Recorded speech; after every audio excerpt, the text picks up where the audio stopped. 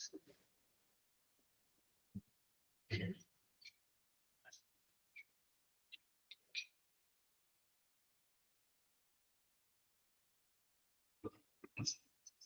afternoon.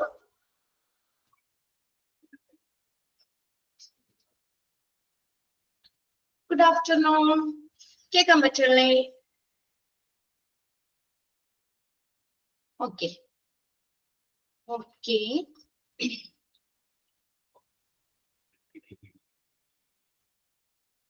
നമ്മള് കഴിഞ്ഞ ക്ലാസ്സിൽ ഫാർമസിയില് ഇവിടെ ഇൻജെക്റ്റിംഗ് ആണ് അല്ലെ പറഞ്ഞത്. ഇൻജെക്റ്റിംഗിന്റെ ഫസ്റ്റ് പോയിന്റ് ജസ്റ്റ് ഒന്ന് നമ്മൾ പറഞ്ഞു അല്ലെ. ഹോസ്പിറ്റൽ ഫോർമുലറി കഴിഞ്ഞു. Next injecting of drugs. Just ഒന്ന് എടുക്കട്ടെ കേട്ടോ.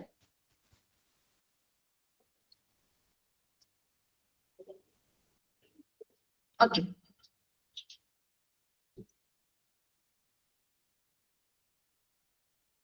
Okay, injecting of drugs. Injecting എന്ന് പറഞ്ഞാൽ എന്താ? നമ്മൾ പറഞ്ഞ പ്രിക്വസിഷൻ കൊടുക്കുകയാണ് അല്ലെ. അതായത് ഫാർമസിയിൽ ഇപ്പോ മോക്ക് ടെസ്റ്റില് ഡൗട്ട് ഉണ്ട്. ഓക്കെ, എന്താണ് ക്വസ്റ്റ്യൻ? ഒരു മിനിറ്റ് കേട്ടോ, ഞാൻ ബുക്ക് ഒന്ന് എടുക്കട്ടെ.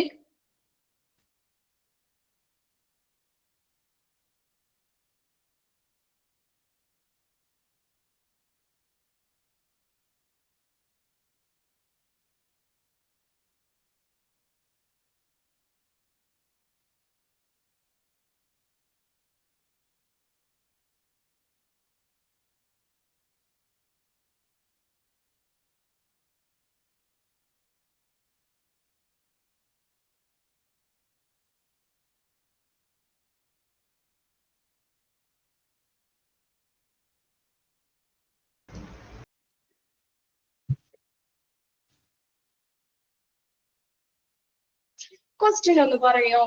എത്രാമത്തെ ക്വസ്റ്റ്യൻ ആയിരുന്നു?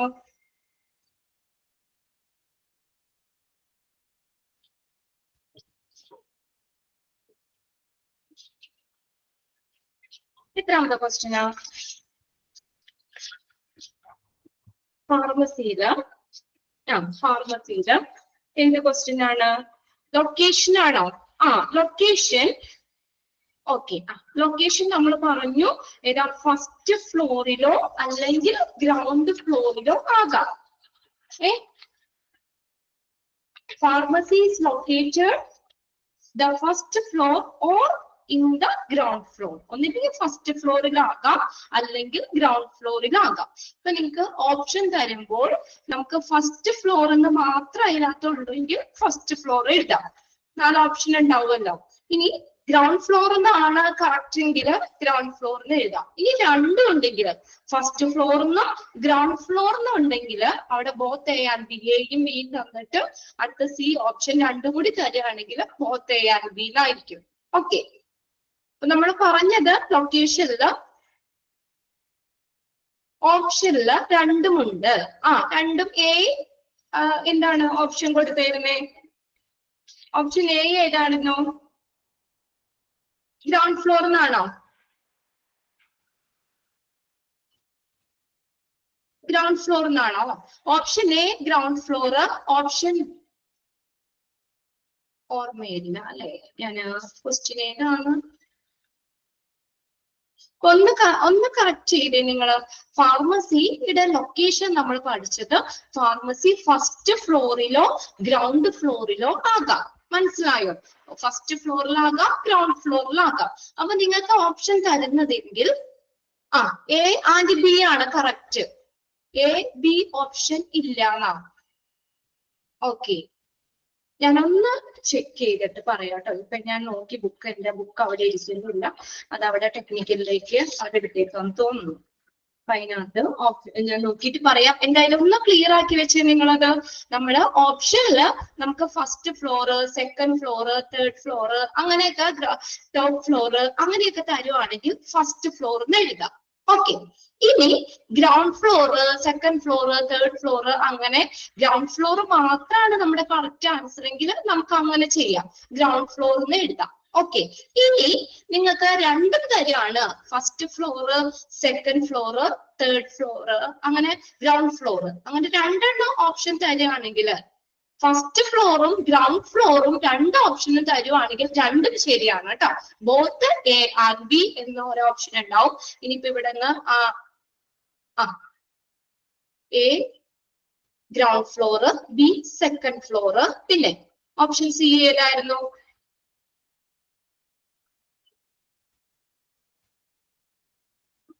ബി എന്നല്ല. അത് ചിലപ്പോൾ ടിക്ക് ഇട്ടേന്റെയോ അങ്ങനെ എന്തെങ്കിലും മിസ്റ്റേക്ക് വന്നതായിരിക്കും. ഞാനൊന്ന് ചെക്ക് ചെയ്തിട്ട് പറയാം കേട്ടോ. ഓക്കെ, അപ്പൊ ഫസ്റ്റ് ഫ്ലോറ് ക്വസ്റ്റ്യൻ ഒരു മിനിറ്റ് ഒരാള് ഞാനൊന്ന് ഒരു റെക്കോർഡ് ഒരാളൊന്ന് പറയൂ. ആ ക്വസ്റ്റ്യൻ ഒന്ന് കയ്യിലുള്ളവരൊന്ന് ക്ലിയർ ആയിട്ടൊന്ന് വായിക്കൂ. ഞാൻ പറയാം മാം. പറഞ്ഞു. Pharmacy located in dash first floor, second. അതിൽ കൊടുത്തത് first floor, second floor, third floor, fourth. Last അറിയില്ലേ, അങ്ങനെ എന്താണ് കൊടുത്തത്. പക്ഷെ ഞങ്ങൾ കറക്റ്റ് ചെയ്തേ മോളെ. ഓപ്ഷൻ ഒന്ന് കറക്റ്റ് പറഞ്ഞേ. Option first floor, second floor, ground floor. Ground ആണോ?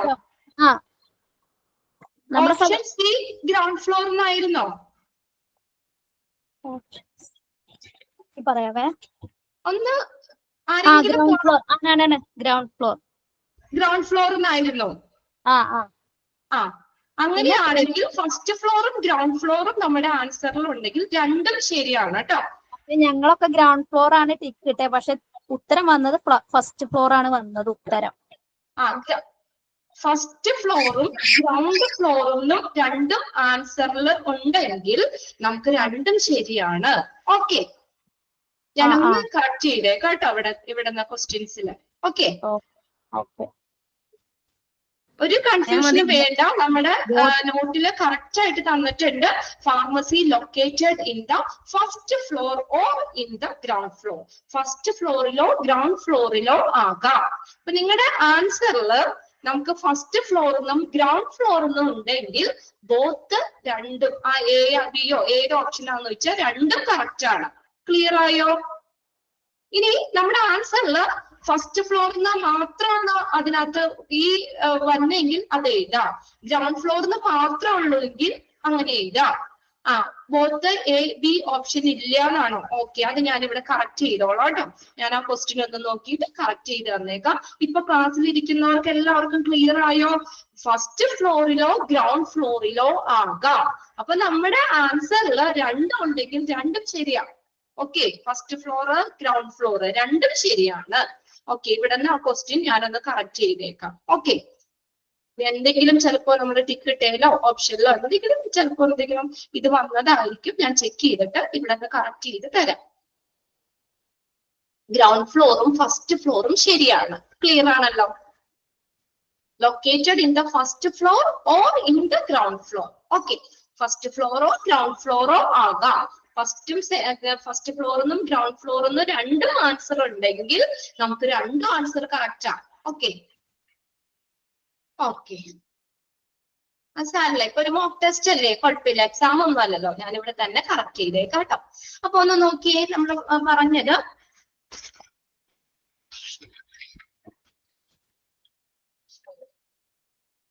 നോക്കിയേ, നമ്മള് കഴിഞ്ഞു. ഇൻഡന്റിങ് അല്ലെ? ഇൻഡന്റിങ് ഓഫ് ഡ്രഗ്സ്. അതായത് ഇൻഡന്റിങ് എന്ന് പറഞ്ഞാൽ നമ്മൾ എന്താ പറയാ, നമ്മുടെ ഫാർമസിയില് ഇപ്പൊ എല്ലാ ഡ്രഗ്സും ഉണ്ടാവണമെന്നില്ല അല്ലെ? എല്ലാം അല്ലെങ്കിൽ എപ്പോഴും ഇല്ല. അപ്പൊ നമ്മൾ അത് ഫാർമസിയിലെ എല്ലാ മരുന്നുകളും നമ്മൾ പറഞ്ഞല്ലോ നമുക്ക് കീപ്പ് ചെയ്യാൻ പറ്റില്ല.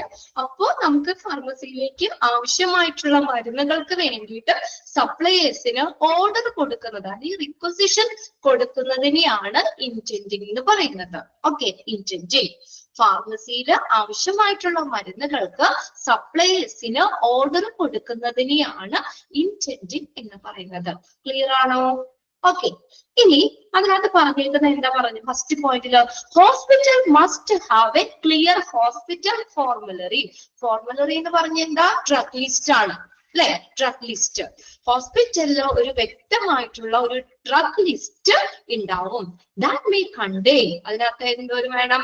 250 to 300 ഡ്രഗ്സ്. ഇപ്പൊ ഹോസ്പിറ്റലിലെ ഡ്രഗ് ലിസ്റ്റില് 250 മുതൽ 300 ഡ്രഗ്സ്, അത്രയും മരുന്നുകൾ വേണം. ക്ലിയർ ആയോ? അത് എക്സാമിന് ചോദിക്കാറുണ്ട് കേട്ടോ. എത്ര ഫോർമുലറിയില് എത്ര ഡ്രഗ്സുകൾ വേണം എന്നുള്ളത്. 250 to 300 ഡ്രഗ്സ്. ഓക്കെ, അണ്ടർലൈൻ ചെയ്തിട്ടോ അത്? ഓക്കെ, ഫസ്റ്റ് പോയിന്റ് അണ്ടർലൈൻ ചെയ്തില്ലേ? ഓക്കെ, ഇനി നോക്കിയേ സെക്കൻഡ് വൺ എന്താ? Drug to be intended keeping safety stock in mind. Drug to be intended keeping safety stock in mind. ഇനി അതായത് നമ്മള് ഡ്രഗ്സ് പർച്ചേസ് ചെയ്യുമ്പോൾ ആ സേഫ്റ്റി സ്റ്റോക്ക് നമ്മുടെ മനസ്സിൽ വേണം. അതായത് നമുക്ക് എപ്പോഴും ഫാർമസിയിൽ എന്താ മിനിമം സ്റ്റോക്ക് വേണം. ആ സേഫ്റ്റി സ്റ്റോക്ക് മനസ്സിൽ വെച്ചുകൊണ്ട് വേണം നമ്മൾ ആ ഓർഡർ കൊടുക്കാനായിട്ട്. ഫുള്ള് തീരാൻ നിൽക്കരുത് ഓർഡർ കൊടുക്കാൻ. അതായത് ഇപ്പൊ എമർജൻസി മരുന്നുകളൊക്കെ ആണെങ്കിൽ നമുക്ക് ഇത്ര എണ്ണം എപ്പോഴും അവിടെ സ്റ്റോക്ക് ഉണ്ടായിരിക്കണം. അപ്പൊ നമ്മളത് ഓർഡർ കൊടുക്കുമ്പോൾ ഇത്രയും നമ്മുടെ ഫാർമസിയിൽ ഉണ്ട്. ആ ഒരു സേഫ്റ്റി സ്റ്റോക്ക് നമ്മുടെ മനസ്സിൽ വെച്ചിട്ട് വേണം നമ്മൾ ഓർഡർ കൊടുക്കാനായിട്ട്. അതായത് മിനിമം സ്റ്റോക്ക് എപ്പോഴും ഫാർമസിയിൽ ഉണ്ടായിരിക്കണം. ക്ലിയർ അല്ലേ? മിനിമം സ്റ്റോക്ക് എപ്പോഴും ഫാർമസിയിൽ ഉണ്ടായിരിക്കണം. അല്ലെങ്കിൽ നമുക്ക് എന്താ സേഫ്റ്റി സ്റ്റോക്ക് നമ്മുടെ മനസ്സിൽ വെച്ചുകൊണ്ട് വേണം എന്ത് ചെയ്യാനായിട്ട് ഓർഡർ കൊടുക്കാൻ. ഇത്രയും മരുന്നുകൾ ഓൾറെഡി ഇവിടെ ഉണ്ട്. ആ ഒരു ഇത് നമ്മുടെ മനസ്സിൽ കാണണം. എന്നിട്ട് ബാലൻസ് നമുക്ക് ആ ഇന്റന്റിങ് കൊടുത്താൽ മതി, ഓർഡർ കൊടുത്താൽ മതി. ഓക്കെ, അതായത് ഇവിടെ ഉദ്ദേശിക്കുന്നത് മിനിമം സ്റ്റോക്ക് എപ്പോഴും ഫാർമസി കീപ്പ് ചെയ്യണം. ഇനി മൂന്നാമത്തെ point, economic order quantity should be follow to thwart over stocking or theft. Okay, thwart എന്ന് പറഞ്ഞാൽ ടു പ്രിവെന്റ് എന്നുള്ള മീനിങ് ആട്ടോ. ടു പ്രിവെന്റ്, തടയുക. Thwart, THWART, thwart. Over stocking or theft. അപ്പോ നമ്മൾ എപ്പോഴും എന്ത് ചെയ്യണം? എക്കണോമിക് ഓർഡർ ക്വാണ്ടിറ്റി അടുത്ത പേജിൽ പഠിക്കാനുണ്ട് കേട്ടോ. Economic order quantity EOQ, short ചെയ്ത് EOQ എന്ന് പറയാം. അപ്പൊ expanded form economic order quantity. അതായത് എക്കണോമിക് ഓർഡർ ക്വാണ്ടിറ്റി ഫോളോ ചെയ്യണം നമ്മൾ. Economic order quantity should be followed. എന്തിനു വേണ്ടിയാ? To prevent over stocking or theft. കൂടുതൽ സ്റ്റോക്ക് ചെയ്യാതിരിക്കാന്, അത് കൂടുതൽ സ്റ്റോക്ക് ചെയ്യുന്നത് തടയാനായിട്ട്, അല്ലെങ്കിൽ തെഫ്റ്റ്, മോഷണം പോകുന്നത് ഒക്കെ തടയുന്നതിന് വേണ്ടിയിട്ട് എക്കണോമിക് ഓർഡർ ക്വാണ്ടിറ്റി ഫോളോ ചെയ്യണം. അപ്പൊ എന്താ എക്കണോമിക് ഓർഡർ ക്വാണ്ടിറ്റി എന്ന് പറയുന്നത്? ആ ഇൻവെന്ററിയുടെ ആ ഒരു നമ്മുടെ ലിസ്റ്റില്ലേ, ആ പട്ടിക, അതിന്റെ ആകെ ചെലവ് കുറയ്ക്കുന്ന ഒരു ഒപ്റ്റിമം അളവിനെയാണ് EOQ എന്ന് പറയുന്നത്. Optimum quantity which is minimize the total cost of inventory. ഒന്ന് എഴുതി വെച്ചേ അവിടെ. EOQ എന്താണെന്നുള്ളത്? Optimum quantity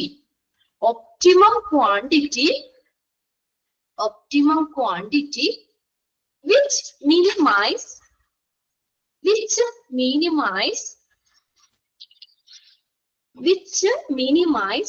the total cost of inventory. Minimize the total cost of inventory is called EOQ. Optimum quantity which minimize the total cost of inventory is called EOQ. Okay, അതായത് എന്താണ്? ഇൻവെന്ററിയുടെ ആകെ ചെലവ് കുറയ്ക്കാനതിന് വേണ്ടിയിട്ട് നമ്മൾ പർച്ചേസ് ചെയ്യുന്ന optimum അളവിനെയാണ് EOQ എന്ന് പറയുന്നത്. അതായത് നമ്മൾ എപ്പോഴും നമ്മൾ കുറച്ച് പർച്ചേസ് ചെയ്യുമ്പോൾ നമുക്ക് പർച്ചേസിങ് കോസ്റ്റ് എല്ലാ കാര്യങ്ങളും കൂടുതലായിരിക്കും അല്ലെ? കോസ്റ്റ് ഒന്നുകൂടി പറയാമോ? Okay, optimum quantity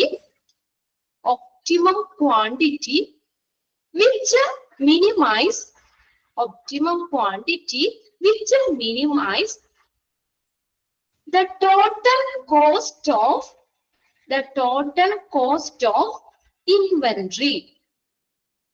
Total cost of inventory is called EOQ. Total cost of inventory is called EOQ. അതായത് ഇൻവെന്ററിയുടെ നമുക്ക് ആ ഒരു ആകെ ചെലവ് കുറയ്ക്കുന്ന ഒപ്റ്റിമം അളവിനെ, അതായത് നമ്മൾ എപ്പോഴും നമ്മൾ ഓർഡർ കൊടുക്കുമ്പോഴുണ്ടാകുന്ന ചെലവുണ്ടല്ലോ അല്ലെ, ഒരു ഫിക്സ്ഡ് കോസ്റ്റ് ഉണ്ടാവും. എപ്പോഴും നമ്മൾ ഓർഡർ കൊടുക്കുമ്പോൾ ഉണ്ടാകുന്ന ആ ചെലവ് കുറയ്ക്കുന്നതിന് വേണ്ടിയിട്ട് നമ്മൾ എന്ത് ചെയ്യുക, ഒരു നിശ്ചിത ക്വാണ്ടിറ്റിയിൽ എന്ത് ചെയ്യുക, ഓർഡർ ചെയ്യുക. അതായത് ഇപ്പൊ നമ്മളൊരു 1000 ഡ്രഗ്സ് വേണം, അത് ഒരു പ്രാവശ്യം നമ്മൾ പർച്ചേസ് ചെയ്യുമ്പോൾ കുറച്ച് നമുക്ക് അതിന്റെ ട്രാവലിംഗ് കോസ്റ്റ്, ചിലപ്പോൾ അവിടെ കൊടുക്കേണ്ട കോസ്റ്റ്, അങ്ങനെയൊക്കെ നമുക്ക് കുറച്ച് പൈസ വരും. അപ്പൊ അങ്ങനെ ആ ഒരു ചെലവ് കുറയ്ക്കാൻ വേണ്ടി നമ്മൾ എന്താ, നമുക്ക് ഒരുമിച്ച് നമുക്ക് എന്ത് ചെയ്യാൻ പറ്റും, നമുക്ക് ഓർഡർ കൊടുക്കാം. അപ്പൊ അതിനനുസരിച്ച് കോസ്റ്റും കുറവല്ലേ. ഇപ്പൊ ഒരു 20 മരുന്ന് വീതം ഡ്രഗ്സ് നമ്മൾ 3 പ്രാവശ്യം നമ്മൾ ഓർഡർ കൊടുത്ത് പർച്ചേസ് ചെയ്യുമ്പോൾ നമുക്ക് കുറെ കാശ് വരൂലേ അല്ലെ, ഒരു ആ പർച്ചേസിങ്ങിന്റെ ഒക്കെ പൈസ കൂടുതൽ വരും. അപ്പൊ അങ്ങനെ പൈസ കൂടുതലാകാതെ ഒരു ഒപ്റ്റിമം ക്വാണ്ടിറ്റി നമ്മൾ മിനിമൈസ് ചെയ്യുന്നതിനെയാണ് EOQ എന്ന് പറയുന്നത്. അപ്പൊ നമ്മൾ ഒരുമിച്ച് ഇപ്പൊ ഒരു 50 എണ്ണം അല്ലെങ്കിൽ ഒരു 100, സിമ്പിൾ ആയിട്ട് ഒരു ഇത് പറഞ്ഞ കേട്ടോ, ഒരു 1000 ഡ്രഗ്സ് ഒക്കെ ഒരുമിച്ച് നമുക്ക് പർച്ചേസ് ചെയ്യാം. അപ്പൊ നമ്മൾ ആ ചെലവ് നമുക്ക് അവിടെ കുറയ്ക്കാൻ പറ്റൂലേ, അതാണ്. അപ്പൊ നമുക്ക് ആ എന്താ പറയാ, നമ്മുടെ ഒപ്റ്റിമം ക്വാണ്ടിറ്റി മിനിമൈസ് ചെയ്യാൻ, കുറയ്ക്കാൻ വേണ്ടിയിട്ട് നമ്മൾ എന്താണ് പറഞ്ഞേക്കുന്നത്, ആ എന്താ പറയുന്നത്, ആ ഇൻവെന്ററിയുടെ നമുക്ക് അവിടെ വരുന്ന ചെലവ് കുറയ്ക്കാൻ വേണ്ടിയിട്ട് അതിന്റെ ഒപ്റ്റിമം അളവിനെ, ഇൻവെന്ററിയുടെ ആകെ ചെലവ് കുറയ്ക്കുന്ന ഒപ്റ്റിമം അളവിനെയാണ് EOQ എന്ന് പറയുന്നത്. അപ്പൊ നമ്മളിത് ഓർഡർ കൊടുക്കുമ്പോൾ എങ്ങനെ വേണം, economic order quantity should be followed. Economic order quantity follow ചെയ്യണം. എന്തിനു വേണ്ടിയാ, to prevent overstocking or theft. Overstock വരുന്നത് തടയുന്നതിന്, തെഫ്റ്റ്, മോഷണമൊക്കെ പോകുന്നത് തടയുന്നതിനൊക്കെ വേണ്ടിയിട്ട് എക്കണോമിക് ഓർഡർ ക്വാണ്ടിറ്റി ഫോളോ ചെയ്യണം. ക്ലിയർ ആയോ? ആ ഒരു ഡെഫിനിഷൻ ജസ്റ്റ് ഒന്ന് തന്നതാണ്. Optimum quantity which minimise the total cost of inventory. ഇനി അടുത്ത പോയിന്റ് എന്താ, order to be issued. Okay, ഇനി അടുത്ത് നോക്കിയേ, order to be issued as soon as critical level is reached. എന്താ, നമ്മള് മൊത്തം ക്രിട്ടിക്കൽ ലെവൽ എത്തിയതിനു ശേഷമാണോ ഓർഡർ കൊടുക്കണ്ടേ? ആണോ? അല്ല അല്ലെ, ആ സ്റ്റോക്ക് തീരുന്നതിന് മുൻപ് തന്നെ ഓർഡർ കൊടുക്കണം. ഓക്കെ, സ്റ്റോക്ക് തീരുന്നതിന് മുമ്പ് തന്നെ ഓർഡർ കൊടുക്കണം. Order should be issued as soon as critical level is reached. ആ ക്രിട്ടിക്കൽ ലെവലിൽ എത്തിച്ചേരുന്നതിന് മുന്നേ തന്നെ ഓർഡർ കൊടുക്കണം. Order to be issued as soon as critical level is reached. Clear ആയില്ലേ? അടുത്ത നോക്കിയേ, in the case of drugs imported, ample lead time to be given. Clear ആയില്ല? ഇല്ല. എന്താണ് അജ്മിക്ക് എന്താ മനസ്സിലാവാത്ത നോക്കിയേ, 4ാമത്തെ പോയിന്റിൽ എന്താ നമ്മൾ പറഞ്ഞത്, order should be issued as soon as critical level is reached. അതായത് ക്രിട്ടിക്കൽ ലെവല്, ഡേഞ്ചറസ് ലെവലില് എത്തുന്നതിന് മുമ്പ് നമ്മൾ ഓർഡർ ചെയ്യണം. നമ്മൾ പറഞ്ഞില്ലേ, അതിന്റെ മുന്നത്തെ പോയിന്റ് പറഞ്ഞില്ലേ, നമ്മൾ ഒരു മിനിമം ക്വാണ്ടിറ്റി എപ്പോഴും നമ്മൾ അവിടെ കീപ്പ് ചെയ്യണം. മിനിമം ലെവല് നമ്മൾ അവിടെ കീപ്പ് ചെയ്യണം എന്ന് പറഞ്ഞു, മിനിമം സ്റ്റോക്ക് അവിടെ കീപ്പ് ചെയ്യണം. അപ്പൊ നമ്മളിപ്പോ ഫാർമസിയിൽ വന്നിട്ട് ഒരു മരുന്ന് ഇല്ല എന്ന് പറയാൻ പറ്റൂല അല്ലെ. എമർജൻസി ആണെങ്കിലുള്ള ഡ്രഗ്സ് ഒക്കെ എപ്പോഴും അവൈലബിൾ ആയിരിക്കണം ഫാർമസിയിൽ.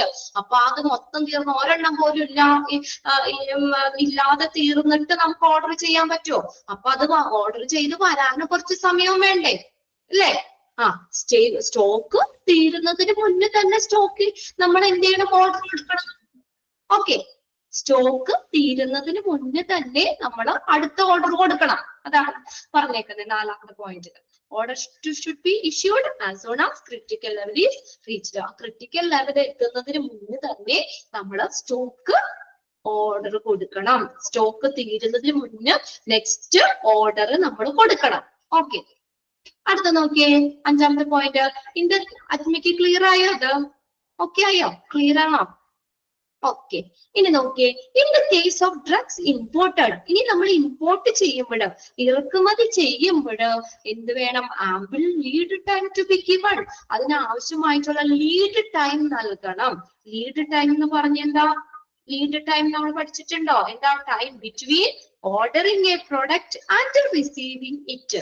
ഒരു പ്രൊഡക്റ്റ് ഓർഡർ ചെയ്ത് അത് റിസീവ് ചെയ്യുന്നതിന് വരെ എടുക്കുന്ന സമയം. ആംബിൾ എന്ന് പറഞ്ഞാൽ മതിയായ, ആവശ്യത്തിന് നമ്മൾ സമയം കൊടുക്കണമെന്ന്. Lead time to be given.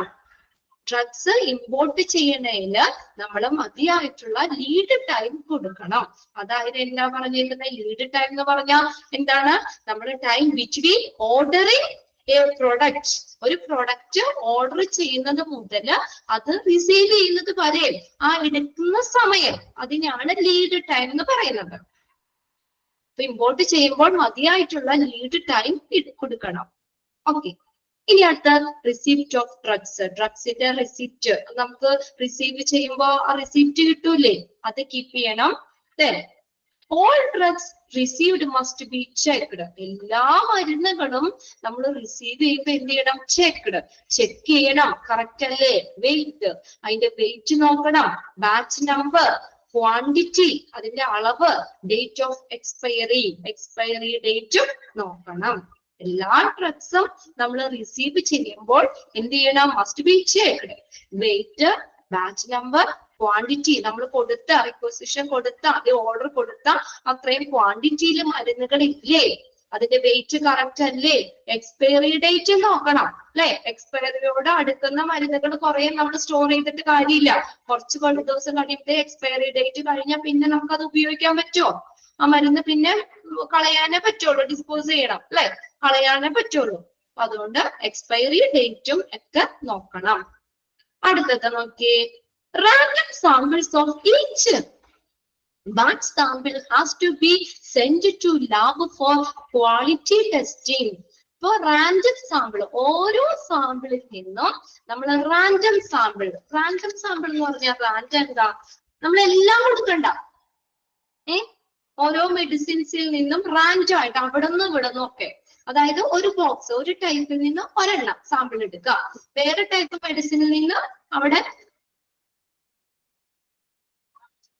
വേറെ മെഡിസിനിൽ നിന്ന് നമ്മുടെ ടൈപ്പിൽ നിന്ന് ഒരെണ്ണം എടുക്കാം. അങ്ങനെ റാൻഡം എന്ന് പറഞ്ഞാൽ എന്താ? അവിടെ നിന്നും ഇവിടെ നിന്നും ഒക്കെ. അല്ലാതെ മൊത്തം നമ്മൾ എടുക്കണ്ട. അവിടുന്ന് random sample of each batch sample has to be send to the lab. ഓരോ റാൻഡം സാമ്പിളും നമ്മൾ എന്ത് ചെയ്യണം? ലാബിലേക്ക് അയക്കണം. എന്തിനു വേണ്ടിയാ?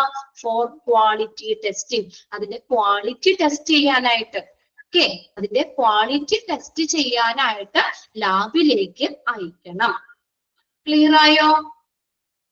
അപ്പൊ നമ്മൾ ഓരോ ബോക്സ് അല്ലെങ്കിൽ ഓരോ ടൈപ്പ് ഡ്രഗ്സിൽ നിന്നും മരുന്നുകളിൽ നിന്നും ഓരോന്നൊക്കെ എടുത്തിട്ട് നമ്മൾ ക്വാളിറ്റി നല്ല ക്വാളിറ്റി ഉള്ളതല്ലേ എന്നൊക്കെ നോക്കാൻ ലാബിലേക്ക് ടെസ്റ്റ് ചെയ്യാൻ അയക്കണം. അടുത്ത് നോക്കിയേ, in the case of any doubt, ഇനി എന്തെങ്കിലും ഡൗട്ട് വരികയാണെങ്കിലോ? In the case of any doubt, എന്തെങ്കിലും ഡൗട്ട് വരികയാണെങ്കിൽ എന്ത് ചെയ്യണം? In the case of any doubt of substandard, എന്തെങ്കിലും നമുക്ക് ഡൗട്ട്, എന്താ? ഒരു നിലവാരം കുറഞ്ഞതായിട്ട്, ഇപ്പൊ നമ്മൾ ചിലത് എടുക്കുമ്പോൾ അതത്ര ക്വാളിറ്റി ഇല്ലാന്ന് നമുക്കൊരു സംശയം വരികയാണെങ്കിൽ, അങ്ങനെയുള്ളത് നിലവാരം കുറഞ്ഞ മരുന്നാണെന്ന് സംശയം ഉണ്ടെങ്കിൽ എന്ത് ചെയ്യണം? Should be used only after lab test. ആ മരുന്ന് എന്താ? ലാബ് ടെസ്റ്റ് ചെയ്ത് അതിന്റെ ക്വാളിറ്റി ഉറപ്പാക്കിയതിന് ശേഷം മാത്രമേ ഉപയോഗിക്കാൻ പാടുള്ളൂ.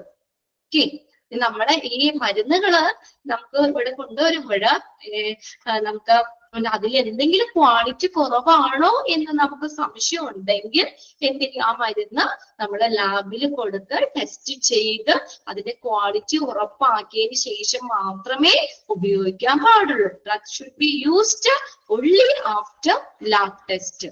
ലാബ് ടെസ്റ്റ് നടത്തിയതിന് ശേഷം മാത്രമേ ഉപയോഗിക്കാൻ പാടുള്ളൂ. ഇനി അടുത്തത് economic order quantity.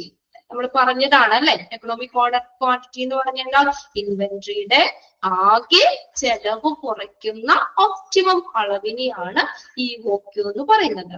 The economic order quantity is the number of units that a company should add to the inventory with each order to minimize the total cost. അപ്പൊ എന്തിനാ EOQ എന്ന് പറഞ്ഞത്? അതായത് മൊത്തം ചെലവ് കുറയ്ക്കണം, ടോട്ടൽ കോസ്റ്റ് കുറയ്ക്കാൻ വേണ്ടി, മിനിമൈസ് ചെയ്യാൻ വേണ്ടി of inventory such as holding cost. Holding cost എന്ന് പറഞ്ഞാൽ എന്താ? holding cost, carrying cost. അത് കൊണ്ടുവരുമ്പോൾ ഉണ്ടാകുന്ന ചെലവില്ലേ, കൊണ്ടുവരുമ്പോൾ ഉണ്ടാകുന്ന ചെലവ്, യാത്രാ ചെലവ്, ട്രാവലിംഗ് കോസ്റ്റ്, ക്യാരിയിങ് കോസ്റ്റ് എന്ന് പറയാം കേട്ടോ. ഹോൾഡിംഗ് കോസ്റ്റ് എന്ന് പറഞ്ഞാൽ ക്യാരിയിങ് കോസ്റ്റ്, ഓർഡർ കൊടുക്കുമ്പോൾ ഉണ്ടാകുന്ന ചെലവ്, order cost and shortage cost. അപ്പൊ എന്താ പറഞ്ഞേക്കുന്നത്? ഈ ക്യാരിയിങ് കോസ്റ്റ്, ഓർഡർ ചെയ്യുമ്പോൾ ഉണ്ടാകുന്ന കോസ്റ്റ്, ഷോർട്ടേജ് കോസ്റ്റ് എന്നിങ്ങനെയുള്ള ആ ഇൻവെന്ററിയുടെ മൊത്തം ചെലവ് കുറയ്ക്കുന്നതിന് വേണ്ടി ആ ഇൻവെന്ററിയിൽ ചേർക്കുന്ന യൂണിറ്റുകളുടെ എണ്ണം, ഇൻവെന്ററിയിൽ ചേർക്കുന്ന യൂണിറ്റുകളുടെ എണ്ണം, അതാണ് EOQ എന്ന് പറയുന്നത്. അതിൽ നിങ്ങൾ അതിന്റെ എക്സ്പാൻഡഡ് ഫോം ഒന്ന് പഠിച്ചു വെക്കാം കേട്ടോ. എക്സ്പാൻഡ് EOQ എന്ന് ചോദിച്ചാൽ മനസ്സിലാക്കണം എക്കണോമിക് ഓർഡർ ക്വാണ്ടിറ്റി. പിന്നെ ഞാനത് സിമ്പിൾ ആക്കി ഞാൻ തന്നിട്ടുണ്ട്, ഒരു സെന്റൻസിൽ തന്നിട്ടുണ്ട്. എന്താണ്? നമ്മൾ ഓരോന്ന് കുറച്ച് കുറച്ച് ഓർഡർ ചെയ്യുമ്പോൾ മൊത്തം വരുന്ന ചെലവില്ലേ, അത് കുറയ്ക്കാൻ വേണ്ടിയിട്ട് ഒരു ഒപ്റ്റിമം ക്വാണ്ടിറ്റി നമ്മൾ എന്ത് ചെയ്യുന്നു? ഓർഡർ ചെയ്യുന്നു. ഒന്നുകൂടി പറയണം. EOQ എന്ന് പറഞ്ഞാലായിട്ട് നമ്മൾ ഒരു നിശ്ചിത അളവാണ്. നിങ്ങൾക്ക് മനസ്സിലാവില്ലേ? നോക്കിയേ, ഇപ്പൊ നമ്മളൊരു സപ്ലയറിന് നമ്മളൊരു കുറച്ച് മരുന്നുകൾ വേണമെന്ന് ഓർഡർ കൊടുക്കുക. ആദ്യം ഞാൻ 20 മരുന്നിന് ഓർഡർ കൊടുത്തു, അടുത്തത് ഒരു 50 മരുന്നിന് ഓർഡർ കൊടുത്തു, പിന്നെ ഞാൻ വീണ്ടും ഒരു 30. ഓക്കെ, കുഴപ്പമില്ല അജ്മി, കുഴപ്പമില്ല. എന്നിട്ട് അടുത്തത് ഞാൻ ഒരു 70 മരുന്നിന് ഓർഡർ കൊടുത്തു. അങ്ങനെ 3 പ്രാവശ്യം ഞാൻ ഓർഡർ കൊടുക്കുമ്പോൾ അപ്പൊ ഓർഡറിൽ വരുന്ന കോസ്റ്റ് ഉണ്ടാകും. അത് 3 പ്രാവശ്യം കൊണ്ടുവരുമ്പോൾ വരുന്ന കോസ്റ്റ് ഇല്ലേ, ക്യാരിയിങ് കോസ്റ്റ് ഉണ്ടാകാം, അല്ലെങ്കിൽ അതിന്റെ മരുന്നുകളുടെ ഷോർട്ടേജ് കോസ്റ്റ് വരാം. അപ്പൊ അങ്ങനെ വരുന്ന ആ ചെലവ് കുറയ്ക്കാൻ വേണ്ടി എന്ത് ചെയ്യാൻ പറ്റും? എനിക്കത് ഒരുമിച്ച് ഓർഡർ ചെയ്യാൻ പാടില്ലേ, അല്ലേ? അപ്പൊ നമുക്ക് ആ ക്യാരിയിങ് കോസ്റ്റ് കുറയ്ക്കാം. ഓർഡർ 3 പ്രാവശ്യം ഓർഡർ ചെയ്യുമ്പോൾ എടുക്കുന്ന കോസ്റ്റ് കുറയ്ക്കാം. അതാണ് അവിടെ ഉദ്ദേശിക്കുന്നത്. അതായത് ഇൻവെന്ററിയുടെ മൊത്തം ചെലവ് കുറയ്ക്കാനായിട്ടുള്ള ഒപ്റ്റിമം അളവ്. അപ്പൊ നമ്മൾ എന്താ, ഒരു ഫിക്സ്ഡ് ഒപ്റ്റിമം ക്വാണ്ടിറ്റിയിൽ നമ്മൾ ഓർഡർ ചെയ്യും. അതിനെയാണ് EOQ എന്ന് പറയുന്നത്, എക്കണോമിക് ഓർഡർ ക്വാണ്ടിറ്റി. എന്തിനു വേണ്ടിയാ? നമ്മുടെ ചെലവ് കുറയ്ക്കാൻ. ആ മൊത്തം ഇൻവെന്ററി എന്ന് പറഞ്ഞാൽ ആ ചരക്ക് പട്ടിക, അല്ലെങ്കിൽ നമ്മുടെ ആ കൊടുക്കുന്ന ആ മരുന്നുകള്, അതിന്റെ എണ്ണം, അത് കുറയ്ക്കാനായിട്ട് നമുക്ക്, അതായത് അതിന് എടുക്കുന്ന കോസ്റ്റ്, ഓക്കെ, ഇൻവെന്ററിയുടെ ആകെ കോസ്റ്റ് കുറയ്ക്കുന്നതിന് വേണ്ടി നമ്മൾ ഓർഡർ ചെയ്യുന്ന, അല്ലെങ്കിൽ നമ്മൾ എടുക്കുന്ന ഒപ്റ്റിമം ക്വാണ്ടിറ്റി, അതിനെയാണ് EOQ എന്ന് പറയുന്നത്. ഇപ്പൊ ക്ലിയർ ആയോ? ഈ ഒരു സെന്റൻസ് അവിടെ ഒന്ന് നോട്ട് ചെയ്ത് വെക്കുക. Optimum quantity which minimize the total cost of inventory. ഒന്നിച്ച് ഓർഡർ ചെയ്യുമ്പോൾ ഡെലിവറി ചാർജ് കുറയും, ശരിയാ. അപ്പൊ നമ്മൾ എന്താ പറയാ, ഒരു മിനിമം ക്വാണ്ടിറ്റി ഓർഡർ ചെയ്യും. ഓക്കെ, ഒരു മിനിമം ക്വാണ്ടിറ്റി നമ്മൾ ഓർഡർ ചെയ്യും. അപ്പൊ നമുക്ക് എപ്പോഴും ഓർഡർ ചെയ്യുമ്പോൾ ഉണ്ടാകുന്ന ഈ ചെലവുകളൊക്കെ കുറയ്ക്കാൻ പറ്റും. ഇനി അടുത്തത്, അപ്പൊ അത്രയും കാര്യങ്ങളാണ് ആ ഇന്റൻറ്റിംഗ് പറയുന്നത്. അപ്പൊ അതിനകത്ത് നമ്മൾ ആദ്യത്തെ പോയിന്റ് നോട്ട് ചെയ്തിടുക, എത്ര ഡ്രഗ്സ് അവിടെ സ്റ്റോക്ക് ചെയ്യാം എന്നുള്ളത്, പിന്നെ EOQ എന്നുള്ളതും അതിന്റെ എക്സ്പാൻഡഡ് ഫോമും ചോദിക്കാം. അത് രണ്ടും നോട്ട് ചെയ്തിടുക. ബാക്കി പോയിന്റ്സുകൾ നിങ്ങളൊന്ന് വായിച്ച് മനസ്സിലാക്കി വെക്കുക. ഓക്കെ, ക്ലിയർ ആണല്ലോ അല്ലേ? ഇനി അടുത്തത് റെക്കോർഡ്സ് ആൻഡ് രജിസ്റ്റേഴ്സ്. ഫാർമസിയിൽ കീപ്പ് ചെയ്യുന്ന റെക്കോർഡുകള് ഏതൊക്കെയാണ്, ഈ രജിസ്റ്റേഴ്സ് ഏതൊക്കെയാണ്? ജസ്റ്റ് ഞാൻ എന്താണെന്ന് പറഞ്ഞു തരാം.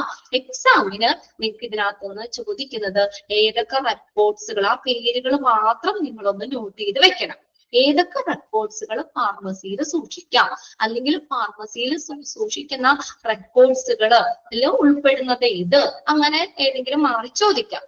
ഫസ്റ്റത്തെ നോക്കിയേ. First one, stock ledger of different groups of drugs. Stock ledger എന്ന് പറഞ്ഞു കഴിഞ്ഞാൽ അതിനെ ഇൻവെന്ററി ലെഡ്ജർ എന്ന് പറയാം. Inventory ledger. Stock ledger is also known as inventory ledger. എന്ന് വെച്ചാൽ എന്താണ്? സിമ്പിൾ ആണ്. Is a record of pharmacies inventory of medications. ആ സ്റ്റോക്ക് ലിസ്റ്റ്, ഇൻവെന്ററി എന്ന് പറഞ്ഞാൽ സ്റ്റോക്ക് ലിസ്റ്റ്, ആ ഫാർമസിയുടെ സ്റ്റോക്ക് ലിസ്റ്റ് കാണിക്കുന്ന റെക്കോർഡ്. സ്റ്റോക്ക് ലെഡ്ജർ എന്ന് പറഞ്ഞാൽ അറിയാലോ, ഫാർമസിയുടെ സ്റ്റോക്ക് ലിസ്റ്റ് കാണിക്കുന്ന, ആ മരുന്നുകളുടെ ആ സ്റ്റോക്ക് ലിസ്റ്റ് കാണിക്കുന്ന റെക്കോർഡ്, ഇതാണ് സ്റ്റോക്ക് ലെഡ്ജർ. ഒന്ന് എഴുതി വെച്ച് അതിന്റെ അവിടെ തന്നെ നിങ്ങളുടെ ടെക്സ്റ്റിൽ തന്നെ ഒന്ന് നോട്ട് ചെയ്തോ. Is A record of A pharmacy stock ledger. Stock ledger is A record of pharmacies inventory of medications. Inventory എന്ന് പറഞ്ഞാൽ സ്റ്റോക്ക് ലിസ്റ്റ് ആണ് കേട്ടോ. Stock list of medications. A record of pharmacies stock list of medication. മനസ്സിലായോ? അതായത് ഫാർമസിയിൽ ഉള്ള മരുന്നുകളുടെ list ഇല്ലേ, ആ സ്റ്റോക്ക് ഉള്ള മരുന്നുകളുടെ ലിസ്റ്റ്, അത് കാണിക്കുന്ന റെക്കോർഡാണ് സ്റ്റോക്ക് ലെഡ്ജർ. ക്ലിയർ ആയോ? Okay, stock ledger. ഇനി രണ്ടാമത്തെ ഒന്നുകൂടി പറയാമോ? ഓക്കെ, ഇൻവെന്ററി ലെഡ്ജർ എന്നും പറയാം. ഈ സ്റ്റോക്ക് ലെഡ്ജറിനെ പറയുന്ന പേരാണ്, അതിനെ പറയുന്ന മറ്റൊരു പേര് ഇൻവെന്ററി ലെഡ്ജർ. ഇതെന്ന് പറഞ്ഞാൽ is A record of A pharmacy. Stock ledger is A record of pharmacies inventory, INVENTORY, inventory of medications. Okay, അതായത് ഫാർമസിയിലെ ഉള്ള മരുന്നുകളുടെ സ്റ്റോക്ക് ലിസ്റ്റ് കാണിക്കുന്ന റെക്കോർഡ്. ഫാർമസിയിലെ മരുന്നുകളുടെ സ്റ്റോക്ക് ലിസ്റ്റ് കാണിക്കുന്ന റെക്കോർഡ്. ഓക്കെ, അടുത്തത് ഓക്കെ, ഇൻജന്റ് ആൻഡ് റെസിപ്റ്റ് വൗച്ചർ. ഇൻജന്റ്, ഇൻജന്റ് എന്ന് പറഞ്ഞാൽ എന്താ? ഇപ്പൊ നമ്മൾ പറഞ്ഞില്ലേ, എന്താ ഇൻജന്റ് എന്ന് പറഞ്ഞാ? ഇൻജന്റ് എന്താ? നമ്മുടെ ഇൻജന്റിക്ക് പറഞ്ഞില്ലേ, റിക്വസിഷൻ കൊടുക്കുന്നത്. റിക്വസ്റ്റ് കൊടുക്കുന്നത് നമുക്ക് സപ്ലയറിന് ആ മെഡിസിൻസ് ഏതൊക്കെയാണെന്ന് വേണ്ടി നമ്മൾ റിക്വസിഷൻ കൊടുക്കുന്നതിനെയാണ് ഇൻജന്റ് എന്ന് പറയുന്നത്. അപ്പൊ അതിന്റെ record indent. Formal request to purchase a specific medication or supplies. അപ്പോ നമ്മള് എന്താ മരുന്നുകൾക്ക് വേണ്ടിയിട്ട് ആ റിക്വസ്റ്റ് കൊടുക്കുന്നതിനെയാണ് ഇൻജന്റ് എന്ന് പറയുന്നത്. അപ്പൊ ഇൻജന്റ് റെക്കോർഡ് വേണം. And receipt voucher, receipt voucher. പിന്നെ മൂന്നാമത്തെ നോക്കിയേ, ഡ്രഗ് ഇൻസ്പെക്ഷൻ റിപ്പോർട്ട്. ഓരോ ഡ്രഗുകളും പരിശോധിക്കും, ഇൻസ്പെക്ഷൻ നടത്തും അല്ലെ, പരിശോധിക്കും, അതിന്റെ റിപ്പോർട്ട് വേണം. ഓരോ മരുന്നുകളും പരിശോധിച്ച് അതിന്റെ ക്വാളിറ്റി ഒക്കെ കറക്റ്റ് ആയിട്ട് രേഖപ്പെടുത്തിയിട്ടുള്ള record. Drug inspection report. Drug inspection report. അടുത്തത് നാലാമത്തെ ഇൻഡെക്സ് രജിസ്റ്റർ. ഇൻഡെക്സ് രജിസ്റ്റർ എന്ന് പറഞ്ഞാൽ എന്താ?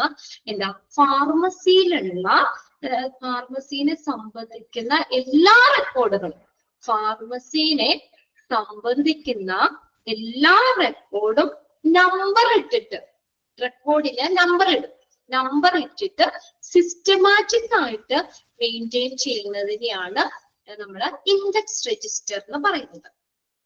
ഫാർമസിയിൽ കീപ്പ് ചെയ്യുന്ന എല്ലാ റെക്കോർഡുകളും നമ്പർ ഇട്ടിട്ട് സിസ്റ്റമാറ്റിക് ആയിട്ട് മെയിൻറ്റെയിൻ ചെയ്യും. അതിനെയാണ് ഇൻഡെക്സ് രജിസ്റ്റർ. നമ്മുടെ ഇൻഡെക്സ് ഇല്ലേ, നമ്മുടെ ഓരോ ചാപ്റ്ററിനും ഫ്രണ്ടിൽ ഒരു ഇൻഡെക്സ് എഴുതൂലേ നമ്മള്? എന്താ അതിനകത്ത് ഏതൊക്കെ, ആ ടെക്സ്റ്റിൽ ഏതൊക്കെ ചാപ്റ്റർ ഉണ്ട് എന്നുള്ളതൊരു ആമുഖം അല്ലെ? ഫ്രണ്ടില് നമ്പർ ഇട്ടിട്ട് ചാപ്റ്റർ 1 ഇത്, ചാപ്റ്റർ 2, ചാപ്റ്റർ 3 അങ്ങനെ പേര് ഉണ്ടാവില്ലേ? അതുപോലെ തന്നെ എല്ലാ റെക്കോർഡുകളും നമ്പർ ഇട്ട് വെക്കും. അതിനെയാണ് ഇൻഡെക്സ് രജിസ്റ്റർ എന്ന് പറയുന്നത്. ഓക്കെ, ഇനി അടുത്തതാണ് bin card. Index register and bin card. ഒന്ന് എഴുതി വെച്ച അവിടെ. ബിൻ കാർഡ് എന്ന് പറഞ്ഞു കഴിഞ്ഞാൽ സ്റ്റോക്ക് ലെവല് അറിയുന്നതിനുള്ള റെക്കോർഡ്. സ്റ്റോക്ക് ലെവൽ, എത്രത്തോളം സ്റ്റോക്ക് ഉണ്ട് എന്ന് അറിയുന്നതിനുള്ള റെക്കോർഡ്. സ്റ്റോക്ക് ലെവൽ അറിയുന്നതിനുള്ള റെക്കോർഡ്. നമ്മൾ ഓർഡർ ഒക്കെ ചെയ്യണമെങ്കിൽ നമുക്ക് ഇതെടുത്ത് നോക്കണം അല്ലെ. നോക്കുമ്പോ എത്രത്തോളം ആ ഫാർമസിയിൽ ആ മരുന്ന് സ്റ്റോക്ക് ഉണ്ടെന്ന് അറിയാൻ പറ്റും. ബാലൻസ് നമുക്ക് ഓർഡർ കൊടുത്താൽ പോരെ. അപ്പൊ അതിനൊക്കെ വേണ്ടിയിട്ടുള്ളതാണ് ബിൽ കാർഡ്. ബിൽ കാർഡ് എന്താണ്? സ്റ്റോക്ക് ലെവൽ അറിയുന്നതിനുള്ള റെക്കോർഡ്. സ്റ്റോക്ക് ലെവല് അറിയുന്നതിനുള്ള റെക്കോർഡാണ് ബിൽ കാർഡ്. എഴുതി വെച്ചോ അവിടെ? എഴുതി വെച്ചോ ടെക്സ്റ്റിൽ തന്നെ? സ്റ്റോക്ക് ലെവല് അറിയുന്നതിനുള്ള റെക്കോർഡ്. അപ്പൊ നമുക്ക് എത്രത്തോളം ആ ബിൽ കാർഡ് എടുത്ത് നോക്കിക്കഴിഞ്ഞാൽ അറിയാം എത്രത്തോളം മരുന്നുകൾ അവിടെ സ്റ്റോക്ക് ഉണ്ട്. ഓക്കെ, ഇനി അടുത്തതാണ് എക്സ്പയറി ഡേറ്റ് രജിസ്റ്റർ. ഓരോ മരുന്നിന്റെയും എക്സ്പയറി ഡേറ്റ് കാണിക്കുന്ന രജിസ്റ്റർ ഉണ്ടാവും.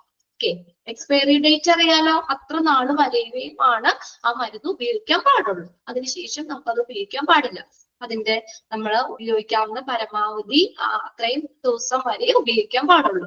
നമ്മൾ കടയിലാണെങ്കിൽ എന്തെങ്കിലും സാധനങ്ങളൊക്കെ മേടിക്കുമ്പോൾ നമ്മൾ എക്സ്പയറി ഡേറ്റ് നോക്കൂലേ? എക്സ്പയറി നോക്കിയിട്ടല്ലേ എടുക്കുന്നേ. എത്രാം തീയതി വരെയും അത് ഉപയോഗിക്കാം, സേഫ് ആയിട്ട് ഉപയോഗിക്കാം. എക്സ്പയറി കഴിഞ്ഞ ഒരു സാധനവും വെക്കാൻ പാടില്ല. നമ്മൾ മേടിക്കോ? എക്സ്പയറി ഡേറ്റ് കഴിഞ്ഞ സാധനങ്ങൾ മേടിക്കോ? ഇല്ല അല്ലെ, നമ്മൾ അവിടെ വെക്കും. അല്ലെങ്കിൽ കടയിൽ അത് വെക്കാൻ പാടില്ല. നമുക്കവിടെ റിപ്പോർട്ട് ചെയ്യാം, അല്ലെങ്കിൽ കംപ്ലൈന്റ് കൊടുക്കാം. എക്സ്പയറി കഴിഞ്ഞ ഒരു സാധനം ഉപയോഗിക്കാൻ പാടില്ല. മരുന്നുകളും അതുപോലെ തന്നെ എക്സ്പയറി രജിസ്റ്റർ ഉണ്ടാവും. എത്ര നാൾ അത് ഉപയോഗിക്കാം എന്നുള്ളതിന്റെ ഒരു രജിസ്റ്റർ. ഇനി അടുത്തത് adverse reaction record. Adverse reaction record എന്ന് പറഞ്ഞാൽ അതിന് എതിരായിട്ട് എന്തെങ്കിലും മരുന്നുകളൊക്കെ കഴിക്കുമ്പോൾ അതിന് റിയാക്ഷൻ എന്തെങ്കിലും ഉണ്ടാവുകയാണെങ്കിൽ അത് റെക്കോർഡിക്കലി സ്റ്റോക്ക് അവിടെ എന്ത് ചെയ്യും? റെക്കോർഡാക്കും. Adverse reaction record. അഡ്വേഴ്സ് എതിരായിട്ടുള്ള എന്തെങ്കിലും മരുന്നുകളോട് എന്തെങ്കിലും റിയാക്ഷൻസോ കാര്യങ്ങളൊക്കെ ഉണ്ടെങ്കിൽ അങ്ങനെ ഉള്ള സംഭവങ്ങൾ എന്ത് ചെയ്യും? അവിടെ ഒന്ന് റെക്കോർഡിക്കലി വെക്കും. ഇനി file of correspondence with suppliers and units. വിതരണക്കാര്, സപ്ലയേഴ്സ് എന്ന് വെച്ചാൽ വിതരണം ചെയ്യുന്നവര് അല്ലെ. വിതരണക്കാരും മറ്റു യൂണിറ്റുമായിട്ടുള്ള എന്താണ് കത്തിടപാടുകളുടെ file. File of correspondence with suppliers and unit. സപ്ലയർമാരും മറ്റു യൂണിറ്റുമായിട്ടുള്ള കത്തിടപാടുകളുടെ ഫയല്. കത്തിടപാടുകളുടെ ഫയല്. ഓക്കെ, ഇനി അടുത്തതാണ് ledger account for remittance of vouchers. അതായത് വൗച്ചർ അയക്കുന്നതിനുള്ള ലെഡ്ജർ അക്കൗണ്ട്. വൗച്ചർ അയക്കുന്നതിനുള്ള ലെഡ്ജർ അക്കൗണ്ട്. ഇപ്പൊ എന്താ ലെഡ്ജർ അക്കൗണ്ട് എന്ന് പറയുന്നത്? വൗച്ചറിന്റെ ഡീറ്റെയിൽ അടങ്ങുന്ന രജിസ്റ്റർ ആണ്. വൗച്ചറിന്റെ ഡീറ്റെയിൽ അടങ്ങുന്ന രജിസ്റ്റർ. എന്താണ് അശ്വിനുമേഷോ? എന്താ വിളിച്ചേ?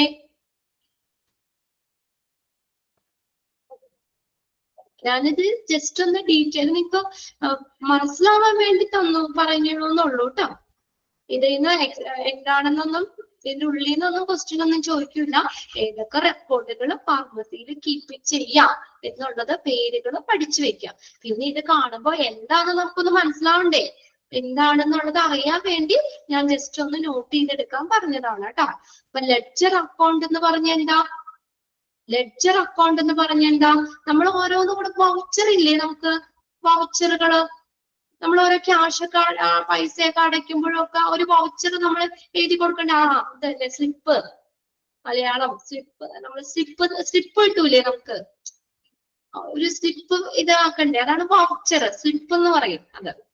അപ്പൊ ആ വൗച്ചറിന്റെ ഡീറ്റെയിൽ അടങ്ങുന്ന രജിസ്റ്റർ, അതാണ് ലെഡ്ജർ അക്കൗണ്ട് എന്ന് പറയുന്നത്.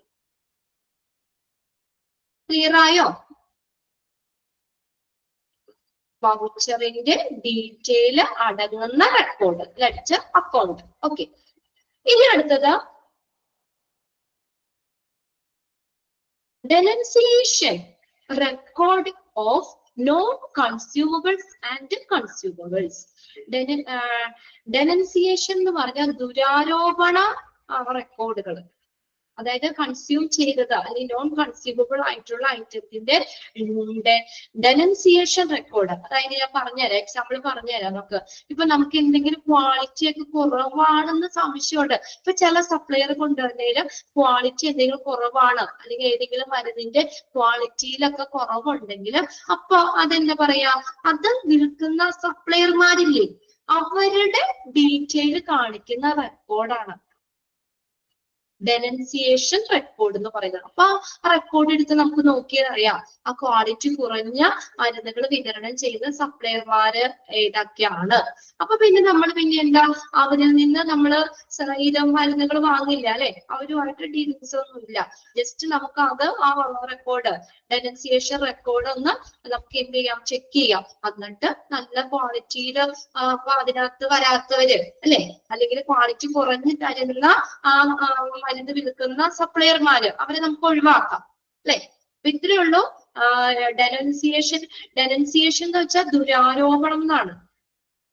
ഡെനൻസിയേഷൻ record of non consumables and consumable. അതായത് ക്വാളിറ്റി കുറഞ്ഞ മരുന്നുകളൊക്കെ വിൽക്കുന്ന സപ്ലയർമാരില്ലേ അവരുടെ പേരുകളും ഇതൊക്കെ കാണിക്കുന്ന റെക്കോർഡ്.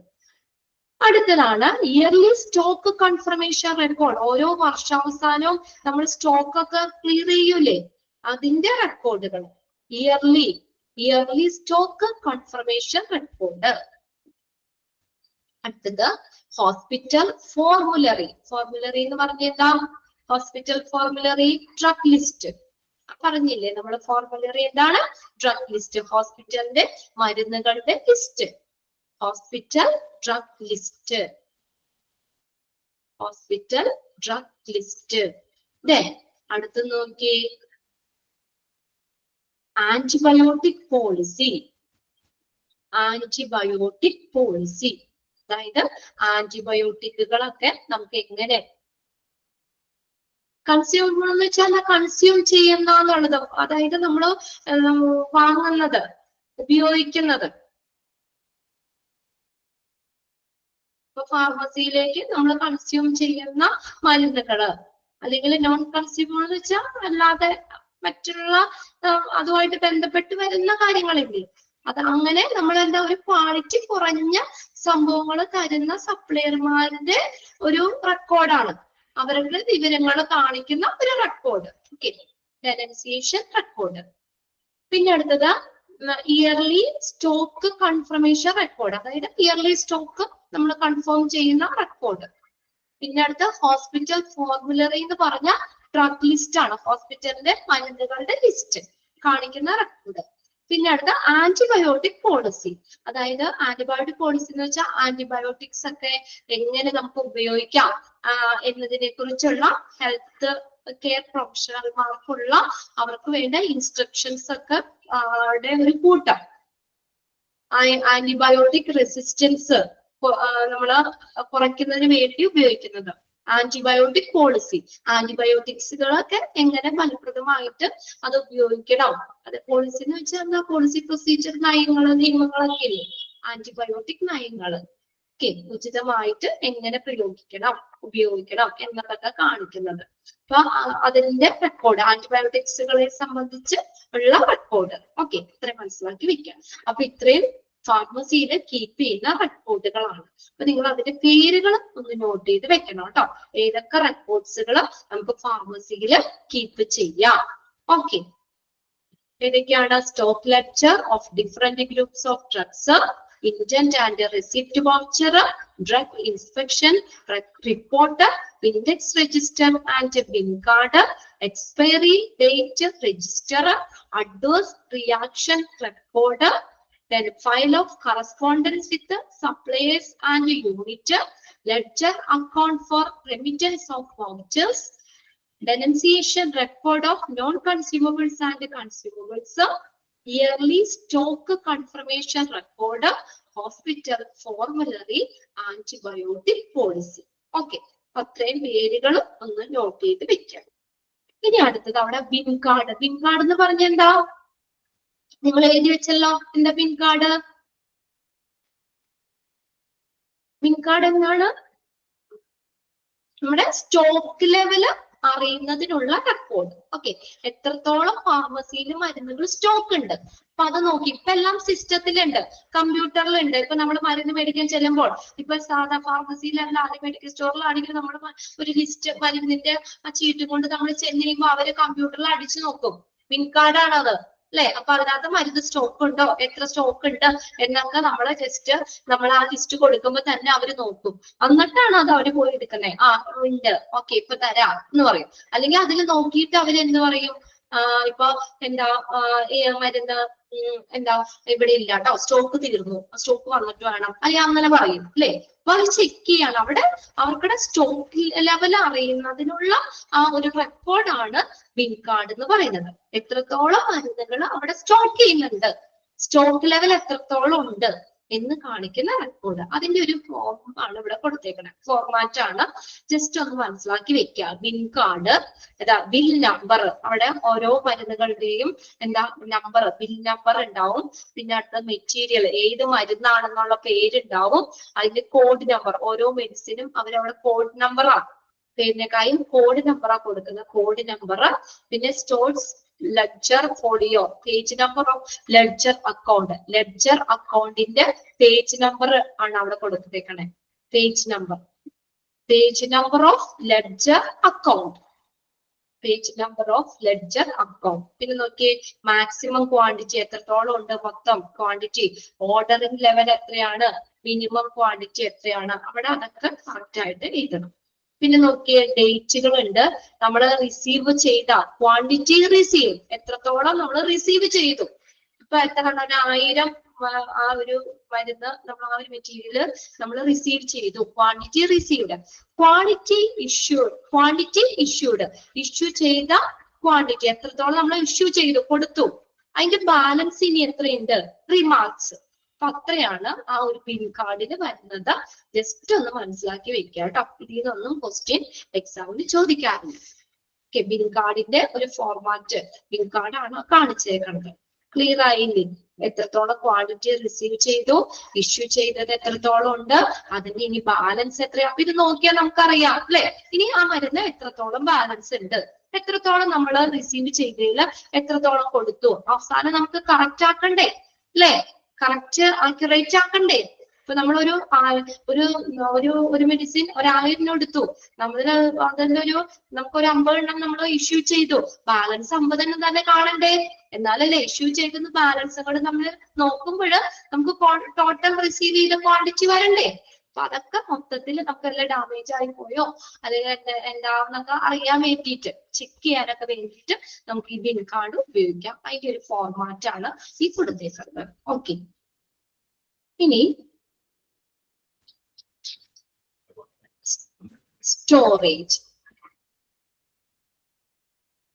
Storage of drugs. ഇത്രയും കാര്യം കുറച്ച് നമ്മൾ എടുത്തോളൂ. ഇൻജെക്ടിങ് ഓഫ് ഡ്രഗ്സ്, അതിന്റെ കുറച്ച് പോയിന്റ്സ് പറഞ്ഞു. പിന്നെ റെക്കോർഡുകളാണ്, ഏതൊക്കെ റെക്കോർഡുകൾ കീപ്പ് ചെയ്യാറുള്ളത് കേട്ടോ, റെക്കോർഡ്സ്.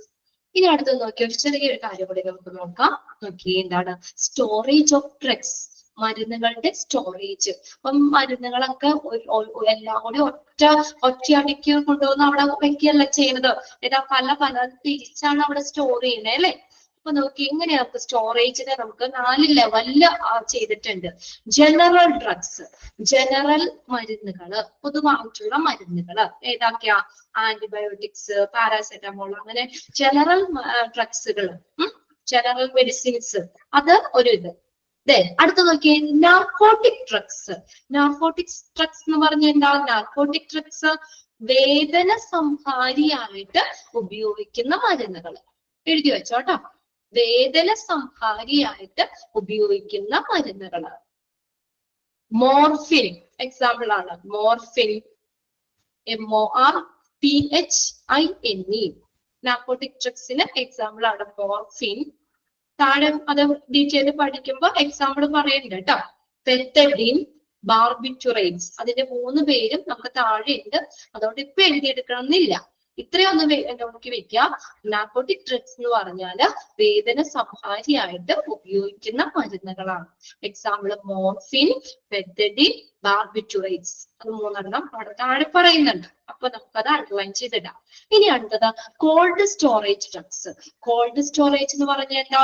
വാക്സിൻസ്, ഹോർമോൺ, ഇതൊക്കെ നമുക്ക് പുറത്ത് വെക്കാൻ പറ്റില്ല അല്ലെ. ചില മരുന്നുകൾ ഇതുപോലെ തന്നെ ഫ്രിഡ്ജിൽ വെക്കേണ്ട മരുന്നുകളില്ലേ, അത് പുറത്ത് വെച്ച് കഴിഞ്ഞാൽ ചീത്തയാവും അല്ലെ. Cold storage drugs, cold storage നിങ്ങൾ വെക്കാറില്ലേ? ചില പിള്ളേർക്കൊക്കെ മരുന്ന് കൊടുത്ത് ഒരു ഇൻസുലിൻ, ഓക്കെ, ഹോർമോണുകള്, വാക്സിൻ. ഇപ്പൊ നിങ്ങൾക്ക് വാക്സിൻ എടുക്കൂലേ അംഗൻവാടിയിലും ഒക്കെ, നമ്മുടെ ഇഞ്ചക്ഷൻ, ഓരോ ഇതിലും ഇഞ്ചക്ഷൻ ഒക്കെ, ആന്റിബയോട്ടിക്സ്, ഇഞ്ചക്ഷൻ ഒക്കെ എടുക്കുമ്പോഴ് നമുക്ക് അവര് എന്താ പറയാ, ആ ഒരു ഐസ് ക്യൂബ് അല്ലെ, ഐസ് ട്രേ, അതിനകത്ത് ഇട്ടിട്ടല്ലേ ആ മരുന്ന് വെക്കണത്, വാക്സിൻ വെക്കണത്. അല്ലെങ്കിൽ അത് പുറത്ത് തുറന്നു വെച്ച് കഴിഞ്ഞാൽ അത് ചീത്തയാവും. ആവശ്യത്തിന് മാത്രം അതിൽ നിന്ന് എടുത്തിട്ടാണ് ഇഞ്ചെക്ട് ചെയ്യുന്നത് അല്ലെ. സിറപ്പ് പാലില് കൊടുക്കുന്നത്, പാലിലല്ലേ വാക്സിൻ അത് കൊടുക്കുന്നത്. അപ്പൊ അതൊക്കെ നമ്മൾ എന്താണ്, വാക്സിനുകളും ഹോർമോൺസ്, ഇതൊക്കെ നമ്മൾ കോൾഡ് സ്റ്റോറേജിലാണ്. ചില മരുന്നുകൾ പുറത്ത് വെച്ച് കഴിഞ്ഞാൽ ചീത്തയാവും. അപ്പൊ അതുകൊണ്ട് നമ്മൾ കോൾഡ് സ്റ്റോറേജില് ആണ് വെക്കുന്നത്.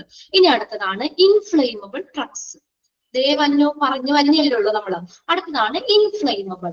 ഇൻഫ്ലേമബിൾ എന്ന് പറഞ്ഞു കഴിഞ്ഞാല് നമുക്കിങ്ങനെ ഫ്ലേമർ, സ്പിരിറ്റ്, പിന്നെ അതുപോലെ തന്നെ നമ്മൾ പെട്ടെന്ന് തീ പിടിക്കുന്ന രീതിയിൽ, കത്തുന്ന രീതിയിലുള്ള മരുന്നുകളില്ലേ, കുറച്ചും കൂടി ഇതായിട്ടുള്ളത്. ഫോർ എക്സാമ്പിൾ ആയിട്ട് ഞാൻ പറയാം, അതായത് ആസ്പിരിൻ. ആസ്പിരിൻ അതൊരു ഇൻഫ്ലേമബിൾ ആണ്. ഡൈക്ലോഫെനക്, ആൽക്കഹോൾ, ഇതൊക്കെ നമ്മൾ പെട്ടെന്ന് എന്താ പറയാ, നമ്മളതൊക്കെ ഒന്ന് കുറച്ചുകൂടി സെക്യൂർ ആയിട്ട് തന്നെ വെക്കണം. അവിടെ ഡീറ്റെയിൽ വരുന്നുണ്ട് കേട്ടോ.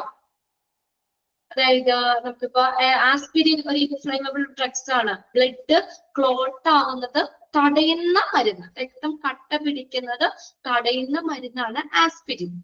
Aspirin, ASPIRIN, aspirin. ഒരു 2 എക്സാമ്പിൾ വേണമെങ്കിൽ അവിടെ എഴുതി വെച്ചോ കേട്ടോ. ആസ്പിരിൻ, ASPIRIN, ആസ്പിരിൻ എന്താണ്? ബ്ലഡ് ക്ലോട്ട് ആവുന്ന, രക്തം കട്ട പിടിക്കുന്നത് തടയുന്ന മരുന്ന്, ആസ്പിരിൻ.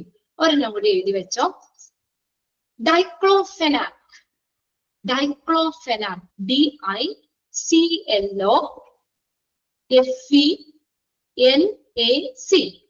ഡൈക്ലോഫെനാക്. ആർത്രൈറ്റിസിനൊക്കെ ട്രീറ്റ്മെന്റിന് ഉപയോഗിക്കുന്നതാണ്. ഓക്കെ, ആന്റി ഇൻഫ്ലമേറ്ററി ഡ്രഗ്സ് ആണ്. എന്നൊക്കെ ഇവിടെ പറയുന്നുണ്ട് കേട്ടോ. ജസ്റ്റ് 2 പേര് പറഞ്ഞു എന്നുള്ളൂ. ഡീറ്റെയിൽ നമുക്ക് അടുത്ത ഇതിനകത്ത് ഡീറ്റെയിൽ ആണ് വരുന്നത്. അപ്പൊ അതിന്റെ നോക്കാം. അപ്പൊ എന്തായാലും ഇത്രയും മനസ്സിലാക്കി വെക്കുക. സ്റ്റോറേജ് ഓഫ് ഡ്രഗ്സ്, എല്ലാ മരുന്നുകളും ഒരേപോലെയല്ല സ്റ്റോർ ചെയ്യുന്നത്.